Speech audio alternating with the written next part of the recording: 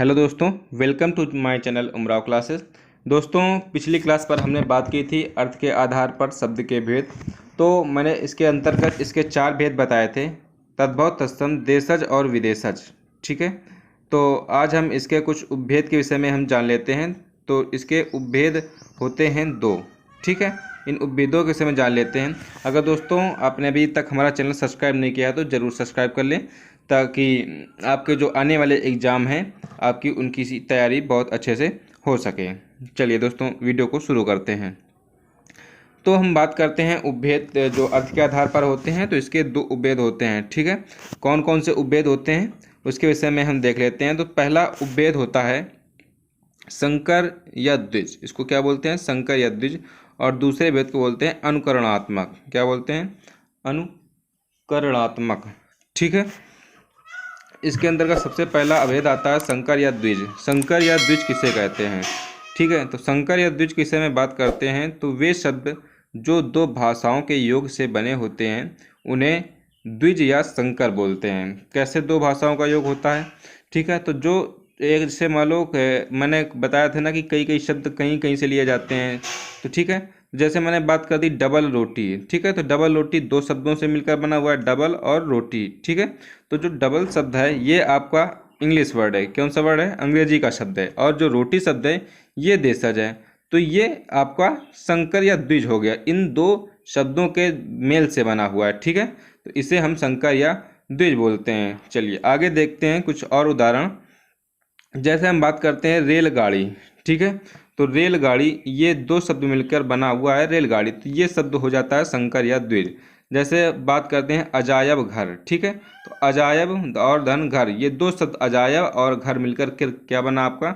अजायब घर। ठीक है, इसी प्रकार आपके शब्द हैं दुकानदार। ठीक है, तो दुकान प्लस दार, ये 2 शब्द मिले जिससे हमारा बना दुकानदार। ठीक है, इसके बाद आपका आता है टिकट घर। तो टिकट प्लस घर, ठीक है, ये 2 शब्द मिले तब आपका बना टिकट घर। फिर इसके बाद है वर्षगांठ। तो वर्ष और गांठ से मिलकर बना हुआ है। ठीक है, इसी प्रकार आपका आता है शीतल बक्स।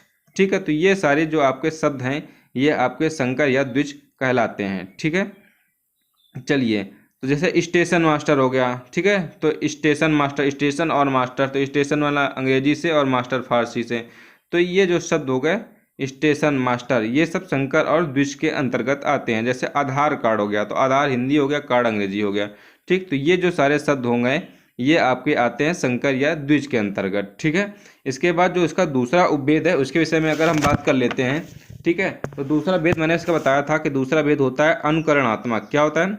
अनुकरणात्मक। ठीक है, तो अगर अनुकरणात्मक की बात करते हैं हम, तो अनुकरणात्मक किसे कहते हैं? तो अनुकरणात्मक बोलते हैं कि जिस शब्द से किसी पशु पक्षियों की बोली, किसकी? पशु पक्षियों की बोली, ठीक है, और पदार्थों की ध्वनियों से सीखा जाता है, उसे अनुकरणात्मक कहते हैं। जैसे किसी पक्षियों की बोली हो गई या किसी पदार्थ की आवाज़ हो गई, उससे हम कुछ सीखते हैं। ठीक है, तो उसे हम अनुकरणात्मक बोलते हैं। जैसे पहचान क्या है इनकी कि जहाँ पर एक ही आवाज़ लगातार मिलती है। ठीक है, जैसे कौन कौन से उदाहरण हो गए? जैसे पक्षियों की आवाज़, पक्षियों की आवाज़ कैसे हो? जैसे काँव काँव, भौं भौं, म्याऊं म्याऊं, टर टर, भिन भिनाना, हिन हिनाना, दहाड़ना, चिघाड़ना और गर्जना। तो ये जो आपके शब्द हो जाते हैं ये आपके शब्द होते हैं अनुकरणात्मक।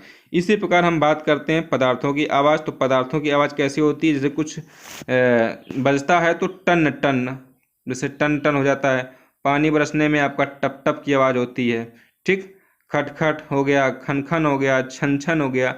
तो ये जो पदार्थों की आवाज़ हो जाती है। ठीक, तो ये जो सारे शब्द आपके कहलाते हैं ये आपके शब्द कहलाते हैं अनुकरणात्मक। ठीक है, क्या कहलाते हैं?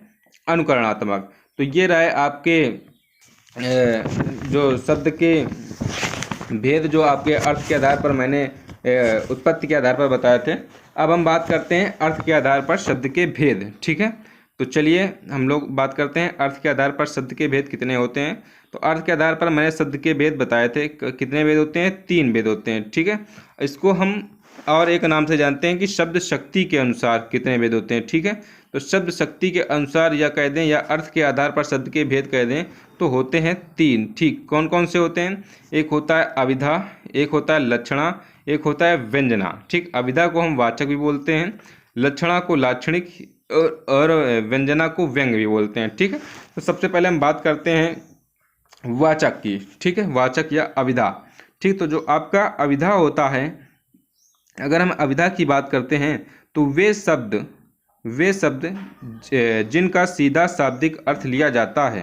ठीक है, जैसे सीधे के सीधे उनका अर्थ ले लिया जाए तो ऐसे शब्दों को हम क्या बोलते हैं? वाचक या अभिधा बोलते हैं। ठीक, या इसकी हम परिभाषा कभी कभी आ जाती है कि अभिधा वाचक कहते हैं तो मूलार्थ व्यंजकता को वाचक कहते हैं। ठीक है, जिनका सीधा सीधा अर्थ हो, मतलब शब्द में कोई घुमाव फिराव ना हो, जो सीधे मूल शब्द होते हैं उन्हें ही हम वाचक या अभिधा बोलते हैं। ठीक है, इसके बाद इसका दूसरा भेद आता है जो कि आपका लाक्षणिक या लक्षणा कहलाता है। ठीक है, तो उसके विषय में भी हम जान लेते हैं। जो आपका आता है लाक्षणिक, तो वे शब्द जिनका सीधा अर्थ नहीं लिया जाता है। ठीक है, सीधा अर्थ नहीं लिया जाता है, उनके लक्षण लिए जाते हैं, उसे लाक्षणिक कहते हैं। ठीक है, तो ऐसे जो शब्द होते हैं जिनका हम लक्षण के द्वारा पता लगाते हैं तो ऐसे शब्दों को हम लाक्षणिक कहते हैं। जैसे किसी एग्जाम्पल में कह दिया जाए कि तुम गधे हो। ठीक, तो यहाँ पर जो गधे शब्द है इसका हम सीधा सीधा ना अर्थ लेकर के उसका गुण जो होता है उसको हम थोपते हैं। ठीक है, कैसे थोपते हैं? जैसे तुम गधे हो, तो गधे का मतलब गधे नहीं हो, मतलब तुम मूर्ख हो। ठीक है, उसका जो लक्षण होता है वो तुम्हारे ऊपर डाला जाता है। ठीक है, तो ये इसका लक्षण के आधार पर शब्द लिए जाते हैं, तो उसे हम लाक्षणिक या लक्षणा बोलते हैं। ठीक है, इसके बाद जैसे आ जाता है कि कोई कहता है कि अनिल ने 2 शेर पाल रखे हैं। तो अब शेर का मतलब शेर नहीं पाल रखे हैं, मतलब उसने 2 ऐसे व्यक्ति पाल रखे हैं जो मतलब बहुत ताकतवर हैं, खूंखार हैं। ठीक है, तो इसे हम लाक्षणिक या लक्षणा कहते हैं। ठीक है, इसी प्रकार हम इसमें हम आगे चलते हैं।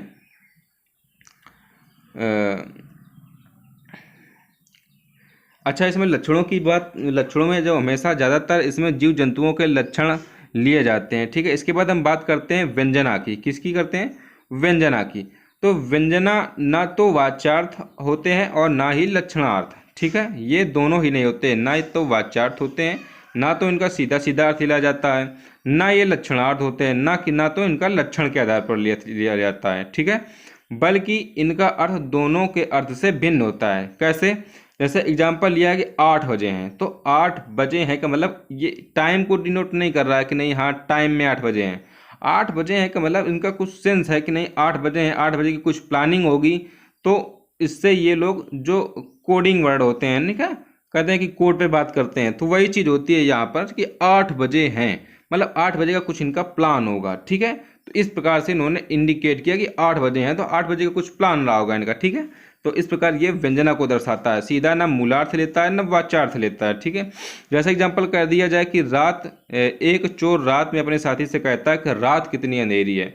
तो मतलब रात का अंधेरी से चोर का क्या संबंध है? चाहे रात हो या चाहे अंधेला हो या उजेला हो, उससे क्या मतलब है? लेकिन अंधेरी रात या कितनी अच्छी अंधेरी रात है, तो अंधेरे का अर्थ मतलब है कि चोर के लिए ये सबसे अच्छा समय है। ठीक है, चलिए इसके बाद ये आपका ये जो अर्थ के आधार पर शब्द के भेद होते हैं यहीं से समाप्त हो जाते हैं। इसके बाद अगर हम बात करते हैं तो इसके बाद आता है रूपांतर के आधार पर शब्द के भेद। ठीक है, तो अगर हम रूपांतर के आधार पर शब्द के भेद की बात करें तो रूपांतर के आधार पर शब्द के 2 भेद होते हैं। ठीक है, मैंने बताया था आपके कि रूपांतर के आधार पर शब्द के 2 भेद होते हैं। कौन कौन से? पहला होता है विकारी और दूसरा होता है अविकारी। ठीक है, अगर मैं विकारी की बात करूं तो विकारी जो मैंने बताया था कि परिवर्तित नहीं होते हैं, और जो विकारी जो होते हैं वो परिवर्तित हो जाते हैं, और जो अविकारी होते हैं परिवर्तित नहीं होते हैं, इन्हें ही अव्यय बोलते हैं। ठीक है, तो सबसे पहले बात करते हैं विकारी। विकारी क्या होते हैं? ठीक है, तो अगर विकारी की हम बात करते हैं तो विकारी वे शब्द होते हैं जो लिंग, वचन, कारक व पुरुष के आधार पर परिवर्तित होते हैं, उसे हम विकारी बोलते हैं। जैसे परिवर्तित क्या होता है? जैसे शब्द रूप हैं, तो राम है, हरि, भानु, नदी, फल, पिता, ये जितने सारे रूप होते हैं ये आपके लिंग, वचन, कारक और पुरुष के साथ परिवर्तित हो जाते हैं। जैसे धातु रूप होते हैं पठ, गम, लिख, भू, नी, खाद। तो ये जो सारे धातु रूप या शब्द रूप है, ये सारे शब्द आपके क्या होते हैं, इसके अंतर्गत जो रूप होते हैं ये सारे परिवर्तित होते हैं लिंग, वचन, कारक और पुरुष के आधार पर। तो ये सारे शब्द विकारी कहलाते हैं। ठीक है। अच्छा, इसके भेद की बात करते हैं तो इसके 4 भेद होते हैं। कितने? विकारी के कितने भेद होते हैं? 4 भेद होते हैं। कौन कौन से मैंने बता भी रखा है आप लोगों को कि इसके कौन कौन से भेद होते हैं। तो पहला संज्ञा, सर्वनाम, क्रिया और विशेषण। तो इनकी बात हम चर्चा आगे करेंगे। इसके बाद हम आते हैं अविकारी। अविकारी शब्द किन्हें बोलते हैं? ठीक है। तो जो अविकारी शब्द होते हैं, चलिए अविकारी के विषय में थोड़ा सा जान लेते हैं। जो आपके अविकारी शब्द होते हैं, तो अविकारी जो होते हैं वो परिवर्तित नहीं होते हैं, अपरिवर्तित रहते हैं। तो वे शब्द जो लिंग, वचन और कारक व पुरुष के आधार पर अपरिवर्तित रहते हैं, या हम कह दें कि परिवर्तित नहीं होते हैं, तो ऐसे शब्दों को हम अविकारी बोलते हैं। ठीक है। या मैं इसको दूसरे शब्दों में कह सकता हूँ कि वे शब्द जिसके रूप सदा एक जैसे बने रहते हैं, ठीक है, तो वो शब्द क्या कहलाते हैं? अविकारी कहलाते हैं। ठीक है। जो लिंग, वचन के कारक या पुरुष के साथ परिवर्तित नहीं होते हैं, या कहते हैं हम अपरिवर्तित ही रहते हैं, तो ऐसे शब्दों को हम अविकारी या अव्यय बोलते हैं। जैसे एग्जाम्पल के लिए बात करूं मैं, तो जैसे और हो गया, किंतु हो गया, परंतु हो गया, लेकिन, इसलिए, एवं, तथा, या ऊपर, नीचे, इधर उधर। तो अधिकांश इसमें जो आपके होते हैं कंजक्शन वगैरह आप पढ़ते हैं आप लोग, जोड़ने वाले योजक शब्द, ठीक है, तो उन्हें ही हम अव्यय बोलते हैं अधिकांशतः। ठीक है। तो बाकी जो जो होते हैं मैं भेद बता देता हूँ आपको। इसके 4 भेद होते हैं। कितने भेद होते हैं? 4 भेद होते हैं। तो इन भेदों के समय जान लेते हैं कि सबसे पहला भेद होता है क्रिया विशेषण, फिर इसके बाद होता है संबंध बोधक, फिर होता है समुच्चय बोधक, फिर होता है विस्मयादि बोधक। ठीक है। तो ये जो आपके जो भेद हुए, आपके जो शब्द के मैंने चारों के भेद सबको बता दिए। फिर इसके बाद जो आपके इसमें जो अविकारी और विकारी के अंतर्गत जो आपके आते हैं संज्ञा, सर्वनाम, क्रिया और विशेषण, और अविकारी के अंतर्गत आते हैं क्रिया विशेषण, संबंध बोधक, समुच्चय बोधक और विस्मयादि बोधक। तो इनको मैं एक एक करके अगले वीडियो में बताता जाऊंगा। तब तक आप दोस्तों हमारे चैनल पर बने रहिए। ठीक है।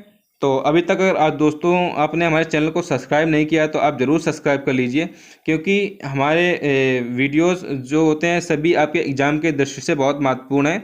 जो आपके आने वाले एग्ज़ाम यूपी टेट हो, सी टेट हो गया, टीजीटी, पीजीटी वगैरह हो गए, यूपीएसआई हो गए, आरओ एआरओ जैसे एग्ज़ाम हो गए, वनडे एग्ज़ाम हो गए, कोई भी आपका वनडे एग्ज़ाम हो जिस पे अगर हिंदी आपसे पूछी जाती है, तो उस पर जो मैं कंटेंट आपको प्रोवाइड कराता हूँ ये आपका बेशक ही बहुत महत्वपूर्ण है। तो आप लोग ज़रूर हमारे चैनल से जुड़े रहिए और वीडियो को ज़रूर पूरा से पूरा देखिए, जिससे आपको इसका लाभ हो सके। और आप दोस्तों अगर आपको वीडियो अच्छी लगती हो तो आप चैनल को ज़रूर सब्सक्राइब करिए और लाइक करिए और ज़्यादा से ज़्यादा शेयर करिए, जिससे इसका लाभ सभी लोगों को मिल सके।